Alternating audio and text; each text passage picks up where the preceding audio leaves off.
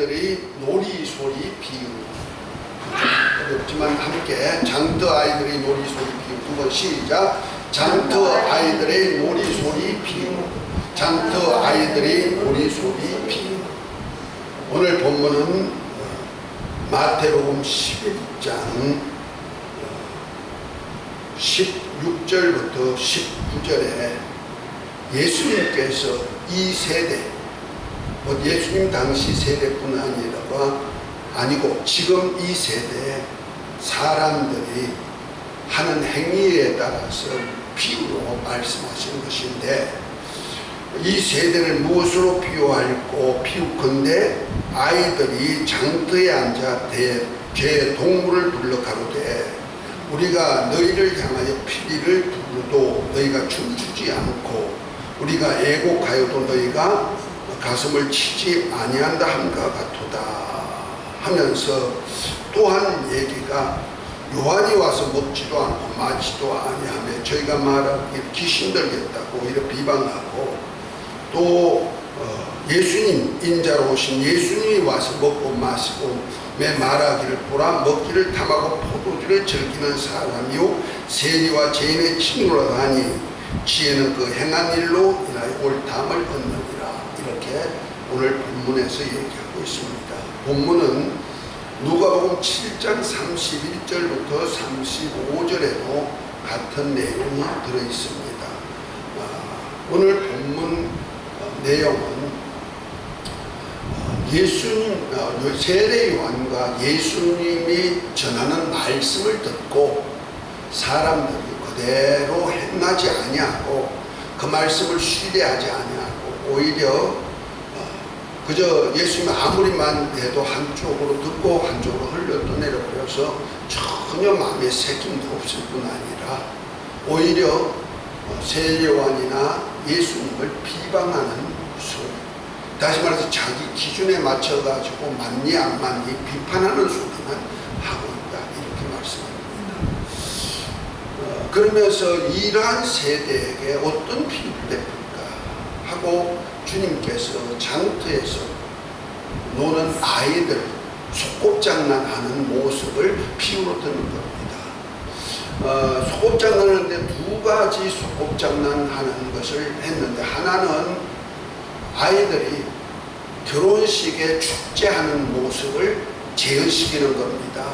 그러니까 신랑이 신부 집에 갈 때는 나팔을 불면서 피리를 불면서 찬양 소리 하면서 신부 집에 가거든요. 가다 보면 동네 사람들이 쭉 나와 같이 춤추고 뛰고 하면서 이렇게 간단 말이에요. 우리나라의 결혼식과 좀 다르죠.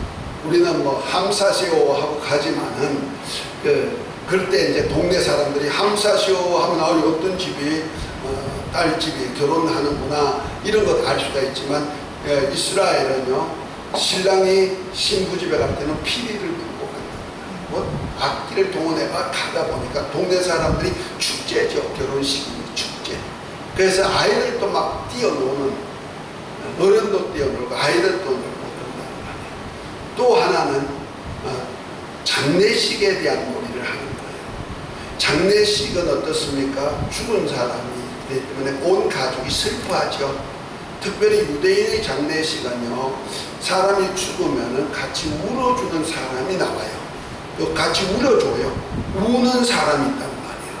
우는 사람이 울면은 옆에 있는 사람이 같이 따라서 울어주는 그런 것들이 있어요. 우리가 성경에 보면은 야이로의 딸이 죽었을 때 사람들이 예수님이 이제 야이로의 딸을 살려주기 위해서 가는 도중에 보니까 그곳에 헌화하는 사람들이 있었다 그랬죠. 그 헌화하는 사람들이 누구냐면 같이 장례를 울어주는 사람을 얘기하는 거예요. 장례식에 그 가족이 더 슬퍼하도록 위해서 울어주는 사람이 있단 말이에요. 그런데 아이들이 그 장난을 끼리 두 팀이 서로 의논해가지고, 나는 잔치집 소꿉놀이 할 테니까 너희들은 내가 잔치집 소꿉놀이 할 때 너희들은 같이 춤춰줘야 돼, 이렇게 약속했다는 거죠. 또 한 팀은 우리는 그러면 장례식 소꿉놀이 할 거야. 그래서 장례식 소꿉놀이 할 때 너희들은 울어줘야 돼. 이렇게 짜고 했다는 거죠. 그런데 아이들이 이제 한쪽 팀이 먼저 잔치집 소꿉놀이 하기 위해서 그냥 피리를 분단 말이에요. 불면서 이쪽 팀이 춤을 추면 이쪽 팀도 어떻게 되어야 돼요? 춤을 춰야 되는데 피리를 부는데도 이 아이들이 약속을 해놓고 약속을 지키지 않고 춤도 안 추고 있다. 또 이쪽 팀에서 장례식에 대해서 소꿉놀이를 하는데 장례식 소꿉놀이 하면 엉하고 울어준단 말이에요. 흔하는 사람이 하듯이 울면 이쪽에도 어떻게 돼요? 같이 울어줘야 되는데 울어주지 않고 있다는 거죠. 어린아이들은 한번 정했으면 반드시 그렇게 하거든요. 우리가 아이들 놀이하는 거 우리 집에서도 보죠. 아이들이 둘이 있으면 둘이 너 엄마야, 넌 아이야 하면서 엄마 아이 밥 해가지고 먹이고 이런 것도 소꿉장난 하잖아요. 그럴 때는 그 역할을 다 하고 있는 거예요. 그 아이들은 이렇게 한번 정했으면은 결혼식 흉내를 내면은 결혼식 때 같이 즐거워하는 아이들이 있단 말이에요. 그 아이들이 신령이거든. 아이들이 지혜란 말이에요. 또 장례식에서 슬퍼하면 같이 슬퍼한단 말이에요. 아이들은 그렇게 하는데 예수님이 이 세대, 예수님 당시에 이 세대들은 아무리 울으라 해도 울지 않고 울게 만들어도 울지 않고 즐겁게 만들어도 즐겁다고 춤추지 않고 오히려 그렇게 하는 세례 요한과 예수님을 비방하고 있는 그런 시대였다. 이렇게 말씀하시는 거예요.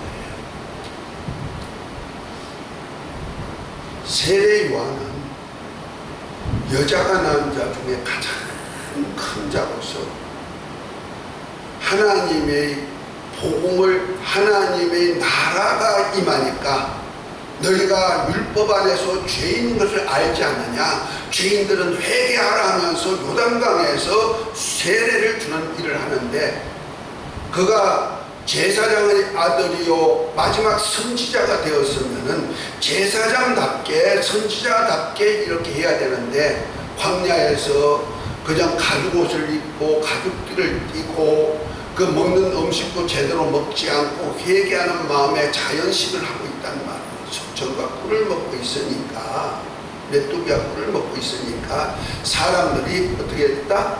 저 대제사장 아들이 정신 이상이 됐어. 이렇게 한다는 거죠. 그가 전한 복음이 뭡니까? 회개하라, 천국이 가까웠다. 마태복음 2장 1절부터 나오죠. 회개하라, 천국이 가까우면서 회개의 복음을 전하면서 너희가 회개표로 세례를 받아라. 그 회개의 세례를 베풀어 주면서 회개할 것을 촉구했지만은 백성들 중에는 자신이 죄인 것을 알고 와서 회개하고 세례받는 자도 있지만은 바리새인이나 율법사나 서기관이나 종교 지도자들은 구경이나 하고 있단 말이에요. 그러니까 세례 요한이 뭐라 합니까? 독사의 자식들아, 이제 임박한 진노가 임했으니까 회개에 합당한 열매를 맺고 나오라. 너희가 속으로 내가 아브라함의 자손이라 하지만 아브라함은 너희 돌들로도 아브라함의 자손을 만들 수가 있다. 회개치 않으면 이제 도끼가 나무 뿔에 놓였으니 회개치 않으면 찍어 불에 던져버린다고 전하고 있습니다. 그러면서 그가 전한 얘기가 뭡니까? 나는 이렇게 물로 세례를 주지만 내 뒤에 오시는 이는 나보다 능력이 엄청나게 많아서 나는 그의 신을 들고 다니기도 감당치 못할 뿐인데 그가 오시면은 성령과 불로 세례를 주실 것이고 또한 자기의 타작마당을 정하게 하사 알곡과 죽정이를 구워내가지고 알곡은 창고에 들이지만 죽정이는 꺼지지 않는 불에 태워버리라고 심판주 예수님에 대해서 소개하고 있는 거죠. 그 크신 하나님 심판주 예수님이 오실 것을 보면서 준비하라. 죄인된 우리는 회개하라고 축복하고 있다. 다시 말해서 너희는 죽게 되어서 그러니까 장례식 치는 것 같이 울어 죄에 대해서 울어 이렇게 얘기했다는 거죠. 그런데 사람들은 세례 요한이 그 모습을 보고는 저거 미쳤어, 요즘 세상 말로 하면 또라이가 됐어, 이렇게 얘기하는 거예요. 과연 그럴까요?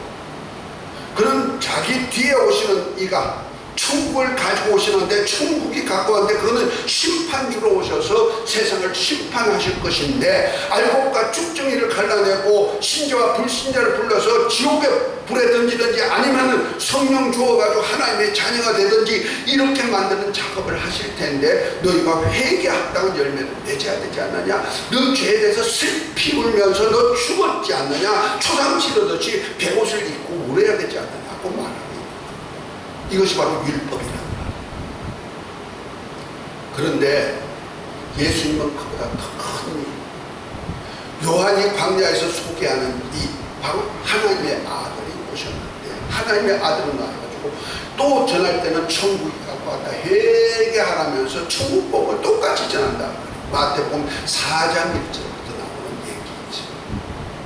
그러니까 세례 요한도 회개하라 천국이 갖고 왔다, 예수님도 회개하라 천국이 갖고 왔다 하지만은 세례 요한의 회개하라 천국이 갖고 왔다는 말씀은 너가 죄 가운데서 이제 초상집 심판주로 오셔서 너가 이제 멸망시킬 자가 오니까 너희가 죄인을 멸망당하지 않기 위해서 너가 죽은 자같이 베옷을 입고 회개하는 역사를 펴라고 소리치는, 천국이 가까웠으니 심판이 가까웠다고 알리는 순간 사람들로 두렵고 떨림으로 울게 만드는 작업이죠.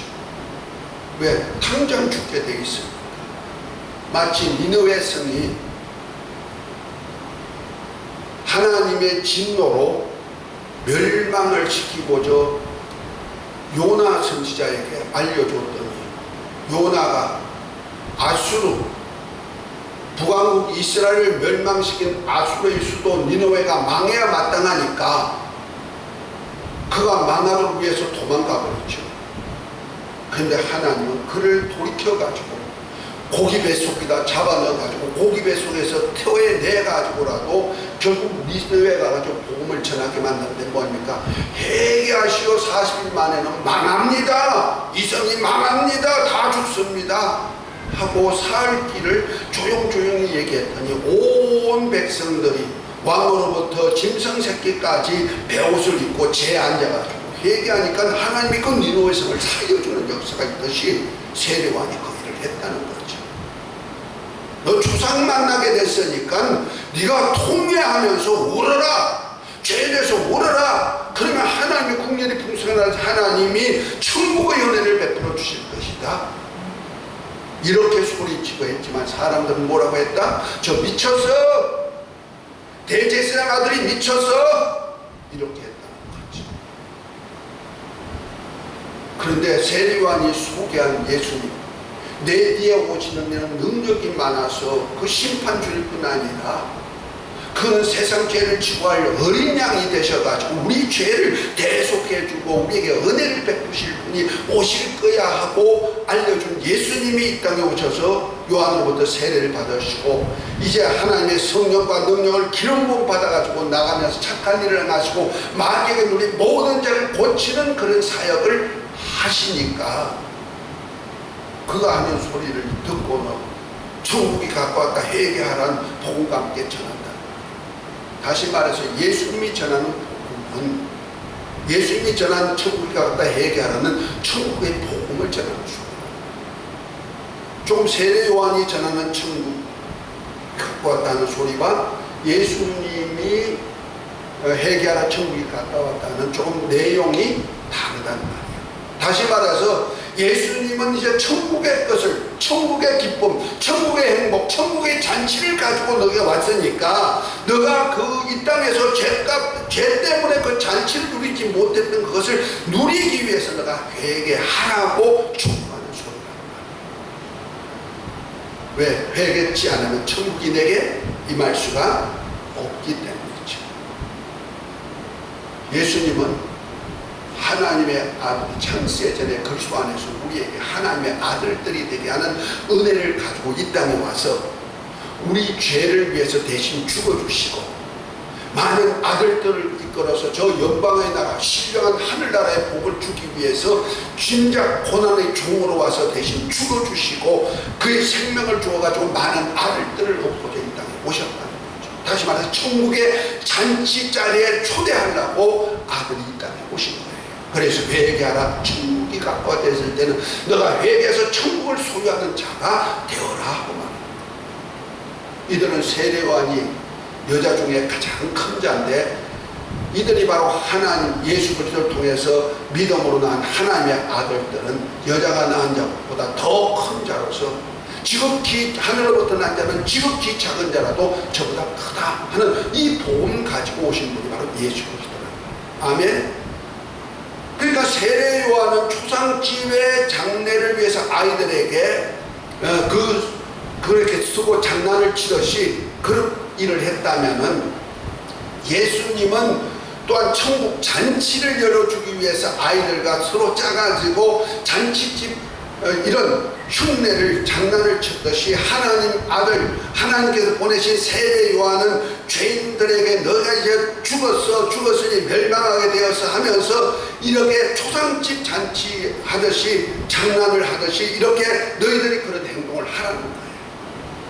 예수님은 잔치집 행복의 잔치를 가지고 와가지고 피를 불 때 너희가 춤을 좀 춰줘라 이렇게 아이들이 짜고 했다는 거지. 그러니까 복음은 복음인데 전하는 복음이 다르지. 그래서 세례요한은 회개케 하는 복음이라고는 예수님은 하나님의 아들들이 되어가지고 천국이 임하는 복음을 전하는 거예요. 그런데 사람들은 회개케 하는 자기 죄를 회개하고 내가 죽었으니 이제부터 예수 내 뒤에 오시는 일을 믿고 살겠습니다 하는 고백보다는 오히려 그를 전하는 세례요한을 미쳤다고 비방하고 있고 또한 예수님께서 천국에 가지고 와가지고 천국의 기쁜 잔치를 사람들과 열어주잖아요. 가는 데마다 병든 자가 고쳐지지요. 병든 자가 고칠 때 기쁨이 얼마나 충만할까. 나도 좀 얼마 전까지만 해도 많이 아팠는데 우리 자녀들한테는 얘기를 안 하죠. 나 혼자 알고 있는 나 나름대로 또 치유사역을 해도 힘들었는데 제가 뭐 은혜 가운데 하나님께서 저 섬나라 섬에 보내가지고 그곳에 가서 공기 좋은 데서 조금 이렇게 활동을 좀 했더니 한 번 갔다 왔는데 벌써 표시가 나더라고요. 그래서 두 번, 세 번 이렇게 가다 보니까 점점 좋아져요. 그러니까 제가 더 기분이 좋잖아요. 즐겁잖아요. 그러니까 예수님 이렇게 잔치요 치우시니까 온 동네가 잔치요. 그러니까 잔치 자리에 많은 무리가 모여오죠. 가는 데마다 잔치집이니까 먹을 것 없으면 먹을 것 주지요. 가는 데마다 잔치를 열어준다는 말이에요. 그러다 보니까 예수님도 잔치집에 가니까 먹고 마시는 것이 많잖아요. 그러니까 이 세례 요한은 그저 메뚜기와 석청이나 먹고 그저 짐승 옷을 입고 가죽 띠는 띠 입고 이렇게 살던 사람인데 이 사람은 보니까 예수는 보니까 뭐였다? 가는 데마다 먹고 마시고 이렇게 사람들을 기쁘게 잔치하니까 이거는 뭐다? 이 사람은 어떤 사람이다?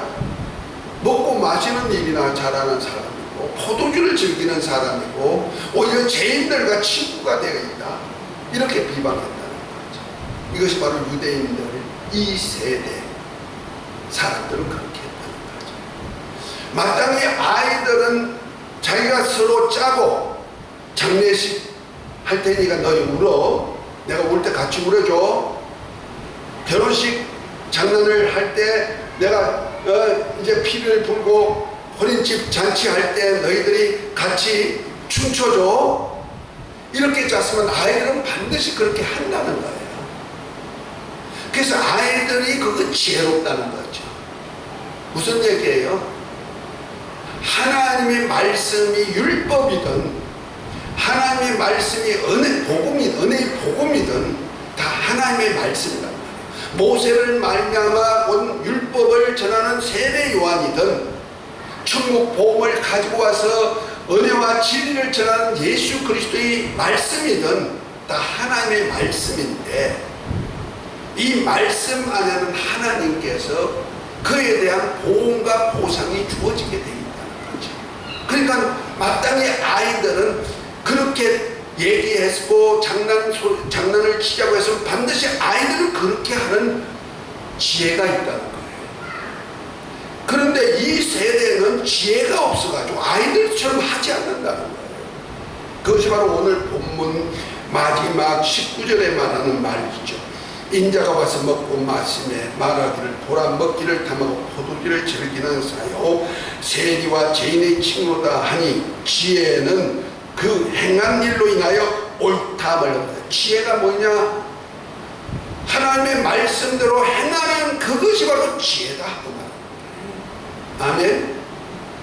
그러니까 어린 아이들은 한번 장난이지만 그렇게 정했으면은 장난으로 하지 않냐고 그대로 실천하지 않느냐. 그런데 이 세대는 아무리 하나님의 말씀을 전해도 마음에 화인이 맞아가지고 그 말씀을 받아들이지 아니하고 하니까 지혜가 없는 자가 된다 이런 얘기죠. 그러니까 어떻게 됩니까? 멸망이 갈 수밖에 없는 거예요. 그 말씀이 이제 20절부터 24절까지 이어지는데요. 자, 우리 20절부터 24절까지 함께 합독을 합니다. 예수께서 권능을 가장 많이 베푸신 골들이 해겠지 아니하므로 그때 책망하시되 화가 있을진저 고라시나 화가 있을진저 베세다야 너희에게 행한 모든 권능을 두로와 시돈에 행하였다면 저희가 벌써 베옷을 입고 죄에 앉아 회개하였으리라. 내가 너희에게 이르노니 심판날에 두로와 시돈이 너희보다 견디기 쉬우리라. 가브나마 내가 하늘에까지 높아지겠느냐 음부에까지 낮아지리라. 내게서 행한 모든 권능을 소돔에서 행하였다면 그 성이 오늘날까지 있었으리라. 내가 너희에게 이르노니 심판날에 소돔 땅이 너희보다 견디기 쉬우리라 하시니라. 다시 말해서 하나님의 말씀을 듣고 그 말씀에 반응이 돼야 되는데, 회개하라면 회개하는 반응이 나와야 되고, 울으라면 우는 반응이 나와야 되고, 춤추라면 춤추는 반응이 나와야 되는데 이 세대는 그렇지 않다는 거죠. 아무리 주님께서 권세와 능력을 가지고 병든 자를 고치고 이적과 기사를 행하는 것을 보고도 주의 말씀을 오히려 듣고 행하는 자가 아니고 같이 즐거워하는 자가 아니고 뭐한다? 오히려 비방하는 그런 자가 된다. 우리는 히브리서 2장 1절부터 4절에 보면 이렇게 말합니다. 너희가 하나님 말씀을 들을 때 혹 흘러 떠내려가지 않기 위해서 조심하라. 천사들로 말미암아 저런 율법도 지키지 않는 공변된 보응이 있거든. 하물며 하나님의 아들이 와가지고 친히 증거하고 이것을 제자들이 확정한 말씀을 듣고 지키지 않는 받을 보응이 얼마나 크겠느냐 너희가 생각해라 그 말입니다. 다시 말해서 율법의 말씀도 지키지 않으면 반드시 보응이 있다. 어디서? 땅에서. 그래서 우리가 하나님의 말씀을 지키지 않는 땅에서 저주가 있단 말이야. 지키면 복이 되고 신명기 28장에 잘 얘기하고 있잖아요. 그런데 하물며 세례요한이 율법을 전한 세례요한보다 더 크신 분, 감히 그의 신을 들기도 감당할 수가 없는 심판주 하나님이 친히 와서 전하는 말씀, 그것도 모든 백성들을 천국으로 이끌어가기 위해서 천국의 영광, 천국의 잔치를 베풀어 주면서 이적과 기사를 베풀어 주면서 천국 복음을 전하는데 그 복음을 듣고도 믿지 않고 오히려 저가 음식 먹기를 탐하는 탐식가요, 저가 술 주정뱅이요, 저가 오히려 죄인들과 노는 사람이라고 비방하니까 그들이 받을 진노가 얼마나 크겠느냐고. 천사가 전한 율법도 지키지 않으면 보응을 받는데 하물며 그보다 더 크시고 어마어마한 크신 심판주 하나님께서 친히 오셔가지고 전하는 말씀을 지키지 않으면 받을 보응이 얼마나 더 크겠느냐 생각해보라는 거죠. 그러면서 하나님 말씀이 순종하는 하나님의 기사와 이적들 그 말씀을 확정해 주시면 지키지 않으면 영원한 멸망이 있음을 말합니다. 그 멸망의 때가 바로 어느 때냐? 바로 여기에 예수님이 사역하던 지가 하던 장소가 저 갈릴리 호수 북서쪽에 가브나움이란 동네거든요. 예수님이 사역할 때 목회지였단 말이에요. 그 목회 초년 때 거기서 많은 이적을 행했지. 그런데 많은 사람들이 따라도 다녔지만 그 중에 너무너무 비박하는 사람들이 많았다. 여기 나오는 화이슬 진저 고라시나 화이슬 진저 베세다에 했는 것도 여기 가브나움에서 양쪽으로 한 3-4km 떨어진 지역들이거든요. 다 예수님의 이적 가운데 있던 그 마을들이란 말이에요. 거기서 예수님의 이적을 다 경험했던 자들인데 그들이 예수님이 행한 모든 권능을 보고도 그들이 주의 말씀을 듣지 않고 주의 말씀에 순종치 않고 자기 오히려 비방만 하니까 하신 말씀이 두로와 시돈이 그 행한 모든 권능을 내가 두로와 시돈에 행하였다면 저희가 벌써 배울 수도 있고 제 안에 회개하시리라. 두로와 시돈이 어딥니까? 지중해 그 갈릴리 호수 저 밑쪽 이방 나라란 말이에요. 지중해 해변이거든요. 해안 도시로서 아주 부자 도시이죠. 두로 같은 경우는 솔로몬 성전 지을 때 두로 왕 히람이 다 물건과 함께 가지고 올 정도로 부자, 아주 무역이 풍부한 나라거든요. 그 두로와 시돈에 만약 예수님이 했다면은 거기 사람들이 죄 앉아 회개했을 것이다. 거기에서 누굴 만납니까? 두로와 시돈 지역에 가가지고 스로보닉의 여인 만나가지고 다윗의 자손 예수여 내 딸이 흉악히 귀신 들렸나이다. 내 딸 고쳐주소서 하니까 예수님 뭐랍니까? 나는 이스라엘 외에 잃어버린 자를 구원하러 온 적이 없다. 이스라엘에 잃어버린 자 구원하러 왔다 하면서 물리치죠. 근데 또 하니까 뭐랍니까? 아이고 자녀의 떡을 취해서 개들에게 던지면 마땅치 않다. 예수님은 철저하게 이방 두로와 시돈 땅에 가셔가지고는 그걸 거부했단 말이에요. 그런데 그 여자가 주여 올소이다마는 개를 또 떨어지는 장녀들이 먹다 떨어지는 부설기를 주워 먹나이다. 이 말 한마디에 여자여 내 믿음이 크다 하면서 딸을 고쳐주고 귀신을 쫓아나가게 하는 역사가 있음을 보였잖아요.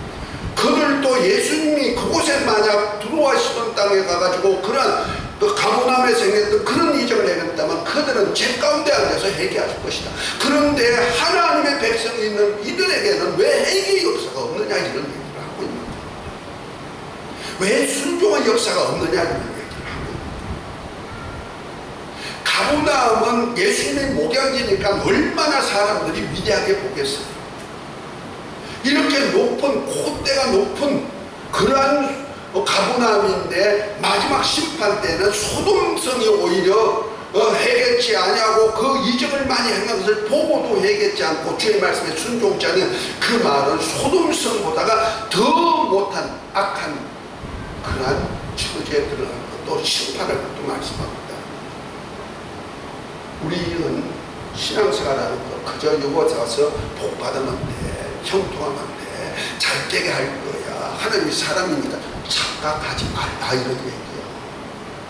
하나님이 세상을 이처럼 사랑해서 독생자를 주셨지만 그래서 멸망에서 구원하지만은 믿는 자에게는 곧 믿고 순종하는 자에게는 하나님이 한량없는 은혜를 베풀어 주어서 하나님의 아들들이 되고 후사가 되고 왕같은 제사장이 되어가지고 영원토록 영원한 나라에서 살 수 있는 왕권을 가지고 살 수 있는 자격도 부여해주고 하나님과 함께 하늘의 모든 것도 기업으로 주시지만은 믿지 않고 순종치 아니한 자에게는 지옥 불만이 있다는 사실도 우리가 기억해야 된다는 거죠.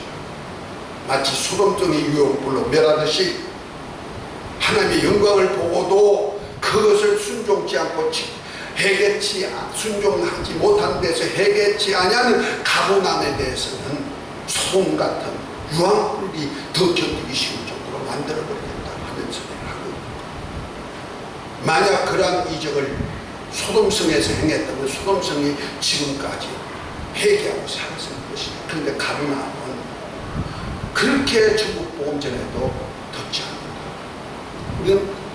우리 교회에서 저는 목회하면서 많은 이적과 기사를 우리 교회에서 행했고 많은 사람들이 또 은혜를 입었지만 가만히 보면요, 말씀에 서서 사는 사람이 별로 많지 않은 거예요. 오히려 정으로 살려고, 인간적으로 살려고 하고, 그저 복 받는 데는 더 기도해달라고 그러지 말씀에 순종하려는 마음이 없어요. 그러니까 어린 아이가 장터에서 광장에서 소꿉놀이 하는 그보다 못한 신앙생활을 하고 있으니까 하나님이 그를 둘 수가 있는 거예요. 이 세대가 마치 어린아이들이 장터에서 소꿉놀이 하는 세대와 같이, 내가 피리를 불 때 춤을 추어라 했는데도 피리를 부는데도 춤추지 않고, 내가 주당집 재현을 놀이하기 위해서 내가 울 때 너희도 같이 따라 울어주라 해도 통곡하고 울지 않은 이 세대가 아니냐 얘기죠. 우리 강단에서 복음이 얼마나 중요한 복음이 전해집니까? 근데 가만히 돌이켜 보십시다. 그 말씀을 듣고 마음에 새겼느냐 이 말이에요. 마음에 새겨서 그것에 열매가 맺히느냐 얘기죠. 아니면 듣고 흘러버리지 않습니까? 우리 신앙생활은 순종이 제사보다 높고, 하나님 말씀 듣는 것이 어떤 수양, 헌신, 제사보다 낫다는 것을 인정하시길 바랍니다. 사무엘상 15장 22절에 분명히 말씀하잖아요. 순종이 제사보다 낫고, 말씀 듣는 것이 수양의 기름보다 낫는 것인데, 이 말씀을 듣지 아니하는 것은 사신 우상에게 전하는 죄와 같고 사술에게 예물을 드리는 것과 똑같은 제사다 하고 말합니다. 우리 하나님은요, 무한한 은혜도 주시지만 믿고 순종치 아니한 자는 가차라는 사실. 마지막으로 성경 한 절 찾습니다. 요한복음 3장 36절.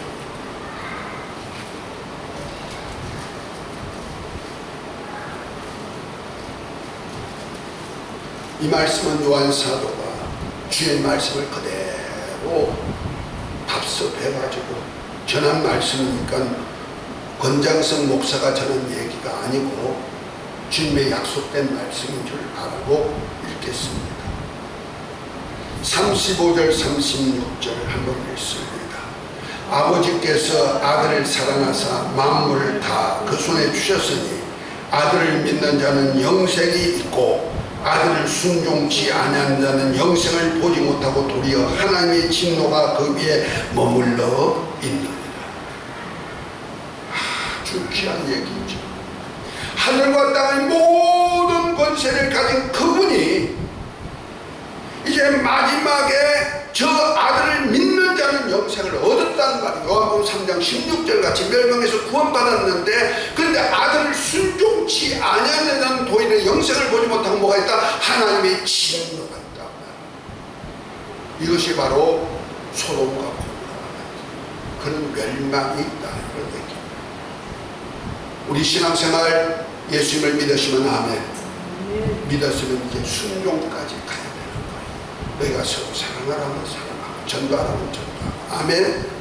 너가 주도록 충성하라면 그렇게 충성할 때 하나님이 약속한 대로 풍성한 은혜, 생명의 멸관을 주신 줄 믿고 우리 신앙 성공하시기를 예수 이름으로 축복합니다. 이 은혜가 있을지어다, 이복받을지어다 기도합니다. 하나님 아버지, 오늘 장터에서 노는 아이들의 비유를 통하여서 이 세대 맞은 우리들의 신앙생활을 정금케 하심을 감사합니다. 이제 아이들이 이제 서로 놀이할 때 그대로 행하듯이 우리도 또한 주의 말씀에 그대로 행하는 지혜가 있는 삶이 되게 하옵소서. 예수 그리스도의 이름으로 기도합니다. 아멘.